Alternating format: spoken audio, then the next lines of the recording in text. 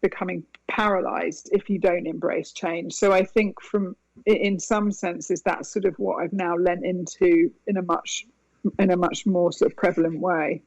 Looking backwards, change has always been something you had to do, not shy away from.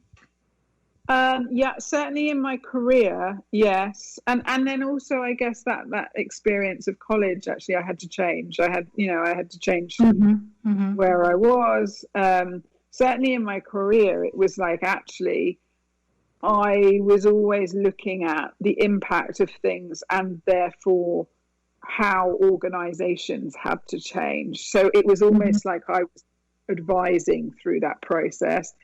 In my roles at Worth and at The Guardian, I've actually been in that process. So it's like, actually, what we're doing is creating change. There's change going on in the industry, which puts pressure on you, but actually in turnaround situations, change is inevitable. So I think I've sort of learned you've got to embrace it, and I've sort of learned to really enjoy that, actually.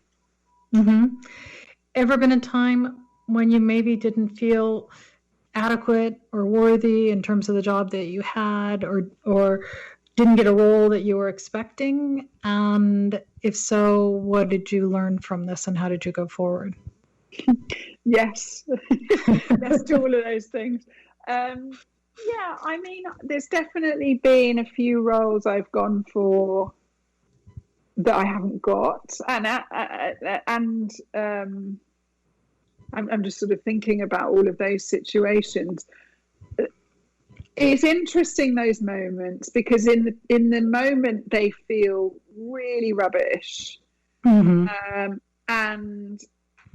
now on reflection and hindsight, it's often had the impact that I sort of now go, well, maybe that was meant to be, because it's taken me down a different path or presented a different opportunity for me.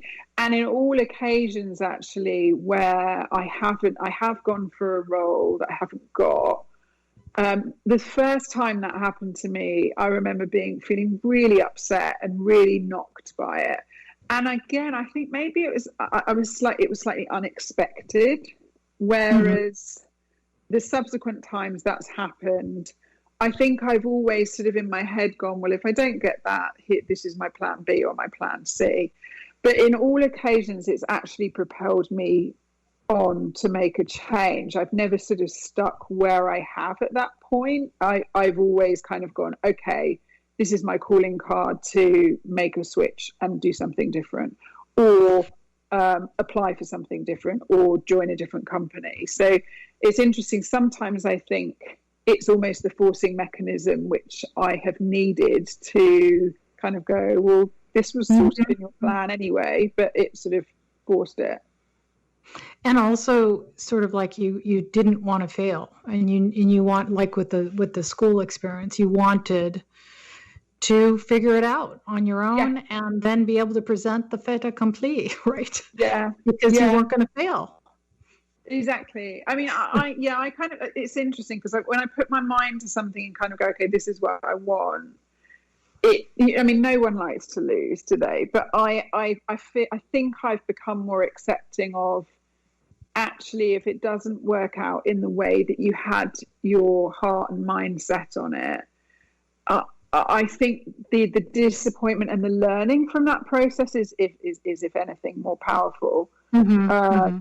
And your kind of recovery from it is different. And I think more recently, I've sort of got my head into a place of, you're on this sort of lifelong learning journey. There's no kind of, I'm not trying to get to one place and that's it. So I think if you embrace it as that, I think everything you learn from every moment, and you might do things differently, or actually maybe it was the right decision as well. Right, and it creates the space to kind of figure it out as you go, as opposed to sticking with a plan that is inflexible, rigid. You're going to stick with no matter what. Exactly. I mean, what you're saying is part of it is it's helpful to every once in a while have your bubble burst and sort of figure out things differently. I have one last question for you.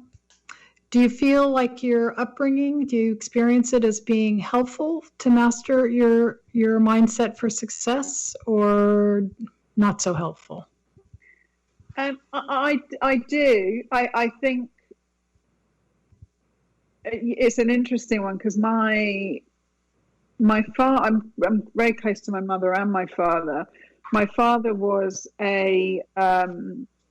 worked in business and was a very hard worker. And I always kind of saw that. And I think that has given me the drive I have today, and certainly the work ethic I have today.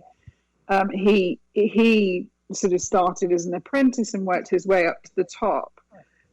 So I think his drive and ambition has definitely worn off on me. Mm-hmm.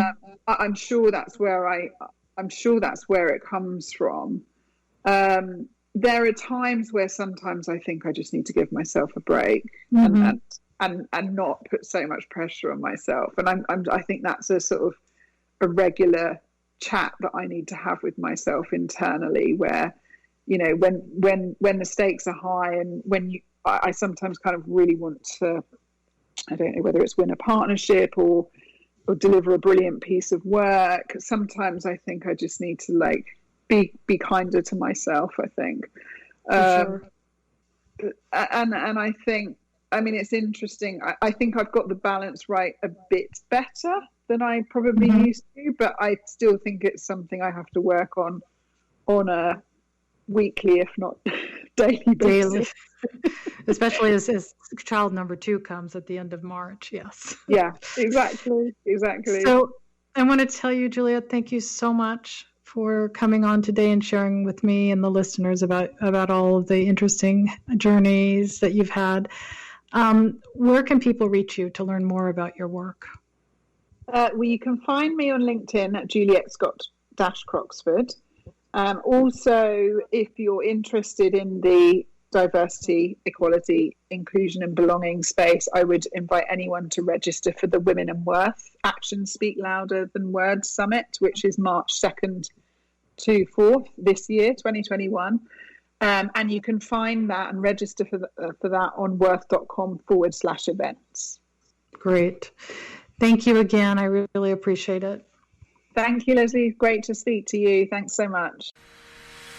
This podcast is brought to you by Women Entrepreneurs Global, the first startup studio and digital DIY startup platform for women. For more information on her guests, this podcast, and many other female founder programs, please visit womenentrepreneurs.global. We believe in open and non-stigmatizing dialogue about the hidden psychological difficulties experienced by many successful entrepreneurs and highlighting the strategies used to overcome them, such as the fear of failure, of not being good enough, and that loud, chattering internal critic is critical to helping other founders achieve success. Please join her next week for more Mindset for Success stories. That was Dr. Leslie Knudsen, and you can drop her a line at dr.leslieKnudsen@dr.leslieKnudsen.com.